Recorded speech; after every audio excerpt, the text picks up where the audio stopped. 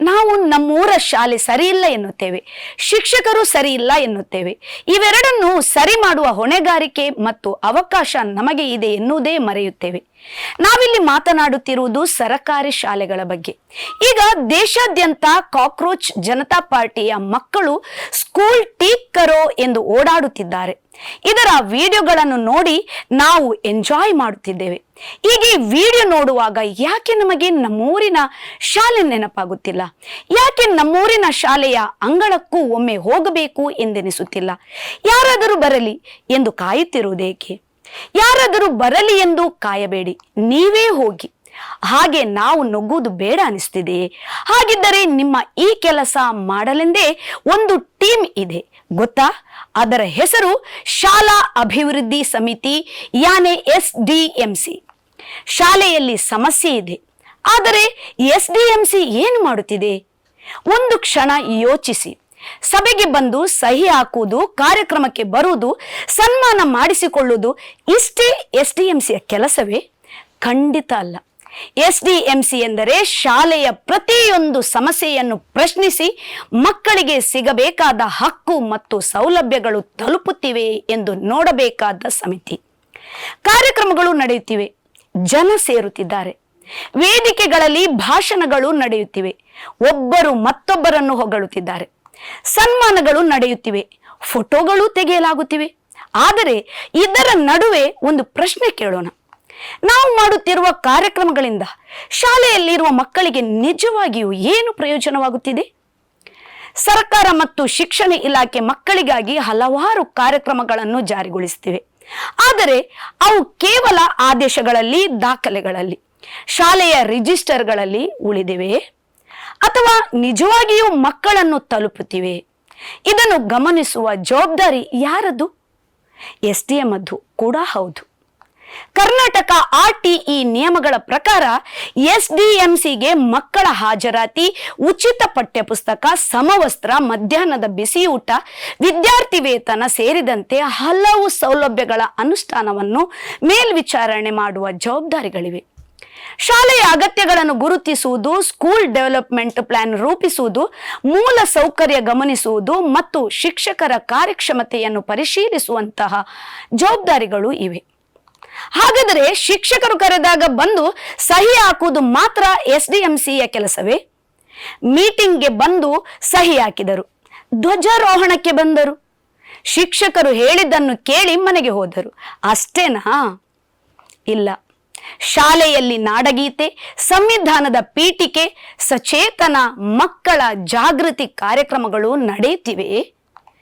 ಅವುಗಳ ಉದ್ದೇಶ ಮಕ್ಕಳಿಗೆ ಅರ್ಥವಾಗುತ್ತಿವೆ ಎಂಬುದು SDMC ಪ್ರಶ್ನಿಸಬೇಕು.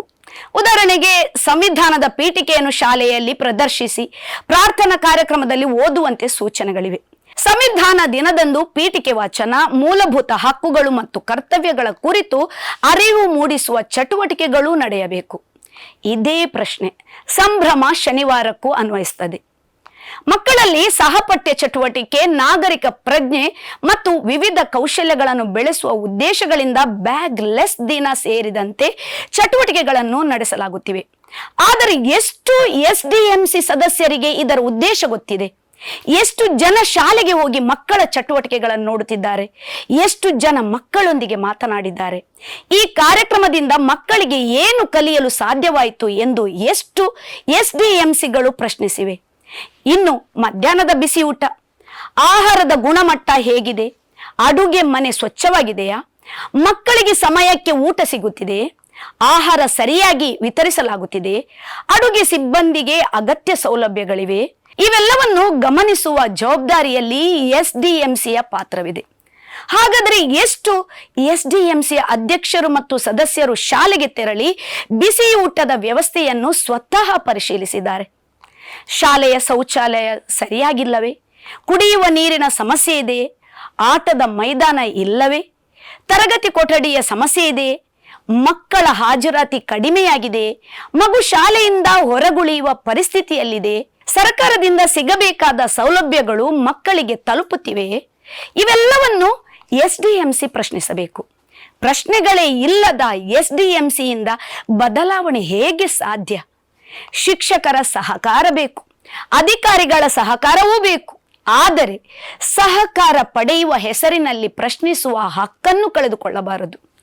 ಒಳ್ಳೆಯ ಕೆಲಸ ಮಾಡುತ್ತಿರುವ ಶಿಕ್ಷಕರನ್ನು ಅಭಿನಂದಿಸೋಣ, ಆದರೆ ಕರ್ತವ್ಯದಲ್ಲಿ ಲೋಪ ಕಂಡುಬಂದರೆ ಪ್ರಶ್ನಿಸೋಣ.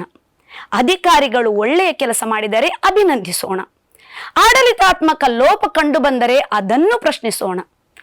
ಯಾರನ್ನು ಶತ್ರುವಾಗಿ ನೋಡುವುದು ನಮ್ಮ ಉದ್ದೇಶವಲ್ಲ, ಆದರೆ ತಪ್ಪನ್ನು ಮುಚ್ಚಿಡುವುದು ನಮ್ಮ ಉದ್ದೇಶವಾಗಬಾರದು. ನಮ್ಮ ಶಾಲೆಯನ್ನು ನೋಡಿ ಮತ್ತೊಂದು ಶಾಲೆ ಬದಲಾಗಲಿ. ನಮ್ಮ SDMCಯ ಕಾರ್ಯವೈಖರಿಯನ್ನು ನೋಡಿ ಮತ್ತೊಂದು SDMC ಕಲಿಯಲಿ. ನಮ್ಮ ಕೆಲಸವನ್ನು ನೋಡಿ 10 ಜನ ಸ್ವಯಂ ನಮ್ಮೊಂದಿಗೆ ಸೇರುವಂತಾಗಲಿ. ಜನರನ್ನು ಸೇರಿಸಿ ಕಾರ್ಯಕ್ರಮ ಮಾಡುವುದಕ್ಕಿಂತ ನಮ್ಮ ಕೆಲಸವನ್ನು ನೋಡಿ ಜನರು ಸೇರುವಂತಾಗಬೇಕು. ಅದೇ ನಿಜವಾದ ಯಶಸ್ಸು. ಅದೇ ಮಕ್ಕಳ ಭವಿಷ್ಯಕ್ಕಾಗಿ ಮಾಡುವ ಸಾರ್ಥಕ ಕೆಲಸ. ಹೀಗಾಗಿ SDMC ಸಮನ್ವಯ ಕೇಂದ್ರ ವೇದಿಕೆಯವರು ಇನ್ನು ಮುಂದೆ ಎಷ್ಟು ಕಾರ್ಯಕ್ರಮ ಮಾಡಿದೆವು ಎನ್ನುವುದನ್ನು ಮಾತ್ರ ಲೆಕ್ಕ ಹಾಕಬಾರದು. ಅದರ ಜೊತೆಗೆ ಎಷ್ಟು ಮಕ್ಕಳಿಗೆ ಪ್ರಯೋಜನ ತಲುಪಿತು, ಎಷ್ಟು ಶಾಲೆಗಳು ಬದಲಾದವು, ಎಷ್ಟು ಸಮಸ್ಯೆಗಳನ್ನು ಪರಿಹರಿಸಿದೆವು, ಎಷ್ಟು ತಪ್ಪುಗಳನ್ನು ಪ್ರಶ್ನಿಸಿದೆವು, ಎಷ್ಟು SDMCಗಳನ್ನು ನಿಜವಾದ ಮೇಲ್ವಿಚಾರಣಾ ಸಮಿತಿಗಳನ್ನಾಗಿ ಮಾಡಿದೆವು ಎಂಬ ಪ್ರಶ್ನೆಗಳನ್ನು ಕೇಳಿಕೊಳ್ಳಬೇಕು.